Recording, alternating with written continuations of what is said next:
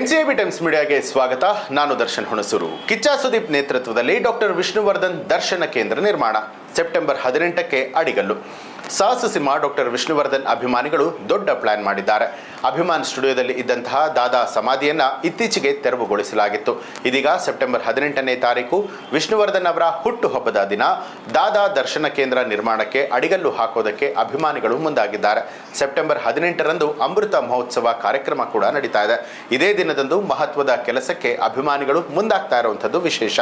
ಈ ಬಗ್ಗೆ ಸಂಪೂರ್ಣವಾದಂತಹ ಮಾಹಿತಿಯನ್ನ ಈ ವಿಡಿಯೋದಲ್ಲಿ ಕೊಡ್ತಾ ಹೋಗ್ತೀನಿ. ನಗರದ ಅಭಿಮಾನ್ ಸ್ಟುಡಿಯೋದಲ್ಲಿ ಇದ್ದಂತಹ ಸಾಹಸ ಸಿಂಹ ಡಾಕ್ಟರ್ ವಿಷ್ಣುವರ್ಧನ್ ಸ್ಮಾರಕವನ್ನ ತೆರವುಗೊಳಿಸಿದ ಬೆನ್ನಲ್ಲೇ ನಟ ಕಿಚ್ಚ ಸುದೀಪ್ ಅವರ ನೇತೃತ್ವದಲ್ಲಿ ಕೆಂಗೇರಿಯ ಬಳಿಯಲ್ಲಿ ಡಾಕ್ಟರ್ ವಿಷ್ಣುವರ್ಧನ್ ದರ್ಶನ ಕೇಂದ್ರ ಸ್ಥಾಪಿಸುವುದಕ್ಕೆ ನಿರ್ಧಾರವನ್ನ ಮಾಡಲಾಗಿದೆ. ಅಭಿಮಾನ್ ಸ್ಟುಡಿಯೋದಲ್ಲಿ ಇದ್ದಂತಹ ವಿಷ್ಣು ಸ್ಮಾರಕವನ್ನ ರಾತ್ರೋರಾತ್ರಿ ತೆರವು ಮಾಡಲಾಗಿದ್ದು, ರಾಜ್ಯದಲ್ಲಿ ಇದ್ದಂತಹ ಅಸಂಖ್ಯಾತ ವಿಷ್ಣು ಅಭಿಮಾನಿಗಳಿಗೆ ತೀವ್ರ ನೋವುಂಟು ಮಾಡಿತ್ತು. ಅಲ್ಲದೆ ಅಭಿಮಾನಿಗಳು ಸೇರಿದ ಹಾಗೆ ಚಿತ್ರರಂಗದ ಹಿರಿಯ ಕಲಾವಿದರು ಈ ಒಂದು ಘಟನೆಯ ಬಗ್ಗೆ ವಿರೋಧ ಕೂಡ ವ್ಯಕ್ತಪಡಿಸಿದರು. ಈ ನಡುವೆ ಸದ್ಯ ರಾಜ್ಯದ ವಿವಿಧೆಡೆಯಿಂದಾಗಿ ನಗರಕ್ಕೆ ಬರುವಂತಹ ಅಭಿಮಾನಿಗಳಿಗಾಗಿ ಕೆಂಗೇರಿ ಬಳಿಯಲ್ಲಿ ಡಾಕ್ಟರ್ ವಿಷ್ಣುವರ್ಧನ್ ಅವರ ದರ್ಶನ ಕೇಂದ್ರ ಸ್ಥಾಪಿಸುವುದಕ್ಕೆ ನಟ ಕಿಚ್ಚ ಸುದೀಪ್ ಅವರು ಈಗಾಗಲೇ ಜಾಗವನ್ನ ಖರೀದಿ ಮಾಡಿದ್ದಾರೆ. ಈ ಸಂಬಂಧ ಸೋಮವಾರ ಅಂದರೆ ಆಗಸ್ಟ್ 18ನೇ ತಾರೀಕು ಸುದ್ದಿಗೋಷ್ಠಿಯಲ್ಲಿ ಮಾತನಾಡಿದಂತಹ ವಿಷ್ಣು ಸೇನಾ ಸಮಿತಿ ಅಧ್ಯಕ್ಷರಾದ ವೀರಕಪುತ್ರ ಶ್ರೀನಿವಾಸ್, ಅಭಿಮಾನ್ ಸ್ಟುಡಿಯೋದಲ್ಲಿ ವಿಷ್ಣುವರ್ಧನ್ ಸ್ಮಾರಕ ತೆರವು ಅಭಿಮಾನಿಗಳಿಗೆ ಸಾಕಷ್ಟು ನೋವು ತಂದಿದೆ. ಹಿರಿಯ ಅಭಿಮಾನಿಗಳು ಪುಣ್ಯಭೂಮಿಗಾಗಿ ಹೋರಾಟ ರೂಪುರೇಷೆಯನ್ನ ತಯಾರಿಸ್ತಾ ಇದ್ದು, ಅದರ ನೇತೃತ್ವದಲ್ಲಿ ಪುಣ್ಯಭೂಮಿಗಾಗಿ ಹೋರಾಟ ಇನ್ನೂ ಕೂಡ ಮುಂದುವರಿಯುತ್ತೆ. ಆದರೆ ಸದ್ಯಕ್ಕೆ ರಾಜ್ಯದಿಂದ ಬರುವಂತಹ ಅಭಿಮಾನಿಗಳಿಗೆ ವಿಷ್ಣುವರ್ಧನ್ ಅವರ ದರ್ಶನಕ್ಕಾಗಿ ಸುದೀಪ್ ಅವರ ನೇತೃತ್ವದಲ್ಲಿ ದರ್ಶನ ಕೇಂದ್ರ ಸ್ಥಾಪಿಸೋದಕ್ಕೆ ನಿರ್ಧಾರ ಮಾಡಿದ್ದೇವೆ ಅಂತಲೂ ಕೂಡ ತಿಳಿಸಿದ್ದಾರೆ.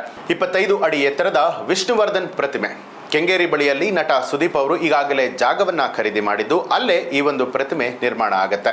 ಸೆಪ್ಟೆಂಬರ್ 2ರಂದು ದರ್ಶನ ಕೇಂದ್ರದ ನೀಲಿ ನಕ್ಷೆ ಬಿಡುಗಡೆ ಆಗುತ್ತೆ.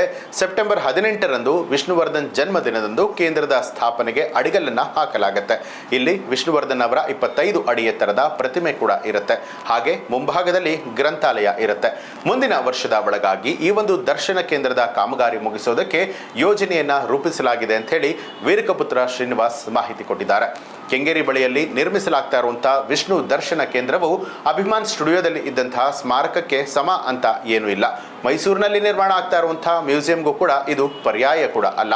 ಇದು ಅಭಿಮಾನಿಗಳಿಗಾಗಿ ನಿರ್ಮಿಸ್ತಾ ಇರುವಂತಹ ಒಂದು ಕೇಂದ್ರ. ಇನ್ನು ಹಿರಿಯ ನಟರಾದಂತಹ ವಿಷ್ಣುವರ್ಧನ್ ಅವರ ಸ್ಮಾರಕವನ್ನ ನೆಲಸಮಗೊಳಿಸಿದಾಗ ಬೆರಳೆಣಿಕೆಯಷ್ಟು ಕಲಾವಿದರು ಮಾತ್ರ ಮಾತನಾಡಿದ್ರು. ಹೆಚ್ಚಿನ ಸಂಖ್ಯೆಯ ಕಲಾವಿದರು ಚಕಾರ ಎತ್ತಿರಲಿಲ್ಲ ಅಂತ ಹೇಳಿ ಶ್ರೀನಿವಾಸ್ ಅವರು ಬೇಸರ ವ್ಯಕ್ತಪಡಿಸಿದ್ರು.